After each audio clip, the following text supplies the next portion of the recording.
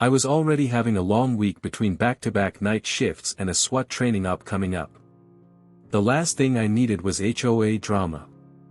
But when I pulled into my driveway that afternoon and saw a woman in a pink cardigan standing way too close to my truck, I knew exactly what kind of day it was about to be. "Excuse me," she screeched the moment I stepped out of my house. "You can't park that thing in this neighborhood. It's an eyesore." "That thing?" She was talking about my government-issued SWAT response vehicle. Matte black, reinforced. Parked exactly where it was supposed to be in my private driveway. I kept it calm. "Ma'am, it's parked legally. It's a service vehicle. Registered, insured, and necessary." But Karen, real name Beverly, I later found out, didn't want to hear it. She was too busy circling the truck like she was about to call animal control on it. "This is a quiet residential neighborhood," she huffed. "We don't allow military-style monstrosities. It's violating community standards." I gave her a polite nod, then walked away. I wasn't about to argue with an HOA Karen when I had gear to clean, but oh no, that wasn't enough for her. The next morning, I came out to find the chain lock I kept on the back cargo section of the truck cut clean through, and the tarp covering our tactical equipment had been yanked halfway off. My heart skipped, not from panic, but from fury. That was a government-secured unit, and tampering with it was a federal offense. I quickly checked the back. Thankfully, no equipment was missing. Karen hadn't known what she was looking at, just crates marked, "Training," in bold yellow, locked and bolted. But she had cut the lock, and that was enough. That's when I spotted a note taped to the front windshield. Pink paper, handwritten in red pen. "This vehicle has been marked for removal by the HOA for violating neighborhood guidelines. Consider this a final warning. Signed, Beverly K., HOA President." She had no idea what she just stepped into. Not only had she tampered with federal property, but she'd also threatened the wrong person. And that, final warning? Oh, sweetheart, she just issued it to the SWAT team. I didn't call the cops. I called my team leader. Chief Ramos picked up on the second ring. "You're kidding," he said after I gave him the rundown. "She cut into a secured SWAT vehicle." "Yep, bolt cutters, left a love note, too."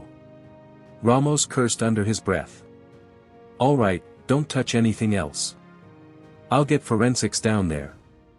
We'll treat it as tampering with federal property." That's when it became real for me. Karen, sorry, Beverly, had no idea she just kicked a hornet's nest. A few hours later, a black SUV rolled into the neighborhood. No sirens, no fanfare, just 3 plainclothes officers and a crime scene tech stepping out with cameras and evidence bags. Karen must have seen it all from her window. I watched her pink curtains twitch like they were having a seizure. Then came the best part. Just as the techs were taking photos of the cut lock and documenting her stupid note, Karen stormed out of her house with the full energy of a reality TV meltdown. "What do you think you're doing?" she shouted. "That truck is not allowed here. I am enforcing the HOA's rules." One of the agents, Vargas, calmly held up a badge. "Ma'am, this is a federal investigation. You need to step back." Karen's eyes darted between me, the truck, and Vargas' badge like she just realized this wasn't a game. But instead of backing off, she doubled down. "I'll have you know," she snapped, "I have every right to enforce neighborhood standards. That vehicle is a menace."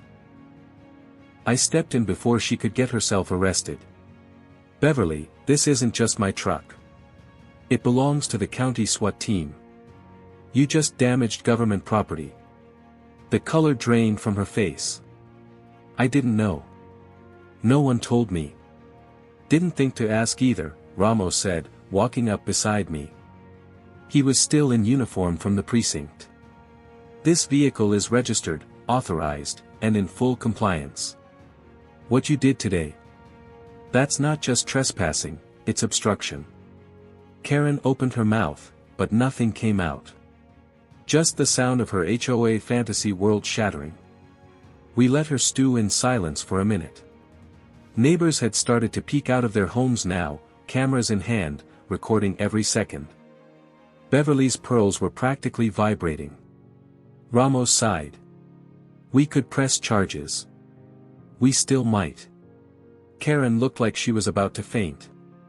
But we'll see how cooperative you're willing to be. Her voice trembled. What do you mean? Oh, Ramos smiled. There's going to be a meeting. 2 days later, I showed up at the HOA clubhouse just before sunset. Beige walls, folding chairs, and a punch bowl of lukewarm lemonade. Karen was already there, perched at the head of the long plastic table, like she was presiding over a courtroom instead of a community gathering. She looked nervous, and she should have been. The other board members were seated, whispering among themselves. Most of them looked tired, like this wasn't their first Karen disaster. But when Chief Ramos walked in with 2 SWAT agents trailing behind him in casual civilian clothes, the whole room fell dead silent. Karen tried to smile. Oh, officers. Glad you could join us. We were just discussing landscaping violations. Ramos ignored the bait. He placed a thick file on the table and sat across from her. I stood to the side, arms folded, watching every tick in her face. Let's talk about your violation, Ramos said flatly. Karen's mouth twitched. I didn't realize the vehicle was official. I assumed it was some sort of tactical cosplay or something. Cosplay? Vargas echoed, raising an eyebrow. Lady, that truck's been deployed in 6 hostage situations. Ramos opened the file and flipped it toward her. Photos of the cut lock, her pink note, and a printed list of HOA bylaws she was so fond of quoting, highlighted in red. No rule prohibits service vehicles on private property. Karen's confidence crumbled. I was trying to protect the community. That truck looked dangerous. It is dangerous, I finally said, stepping forward. To criminals, not to a neighborhood potluck. Gasps, a few chuckles. Even Karen's own board members looked away. One of them, Diane, the treasurer, cleared her throat. Karen, why didn't you bring this to the board first? Karen snapped. Because you people never do anything. I had to take matters into my own hands. That's not how this works, Ramos said. You tampered with federal property. That's a Class C felony. Karen's jaw dropped.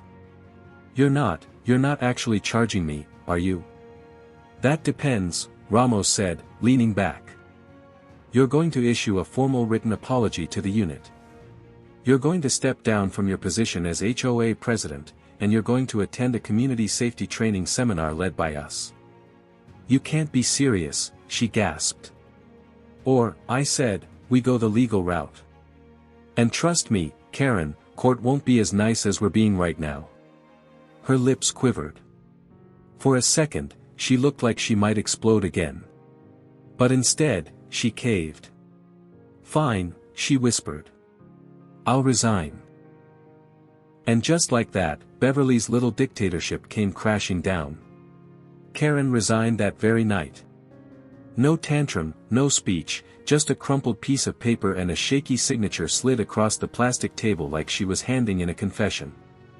The moment it was done, a wave of quiet relief spread through the room. The new interim president, Diane, wasted no time. Effective immediately, we're implementing a new policy. No HOA member may act independently to enforce rules without full board approval. And no more harassing residents over personal opinions. That one got a round of applause, even from the back row. Karen stood awkwardly to the side, clutching her handbag like it was a lifeline. I thought she might try to slink out the back, but Ramos wasn't quite done with her yet. Beverly, he said loud enough for the room to hush again. I hope this was a lesson in boundaries. You don't get to bend the law just because you're uncomfortable with what you don't understand. She didn't say anything. She just gave a jerky little nod and hurried out of the clubhouse like it was on fire. But fate wasn't done giving her a reality check. The very next morning, I was in my garage doing maintenance on the truck when I heard voices outside. My neighbor, Glenn, a retired Army guy, was trying to help someone back a moving truck into the house across the street. "Looks like someone's finally taking that rental," Glenn called out to me. "New neighbor?" I asked.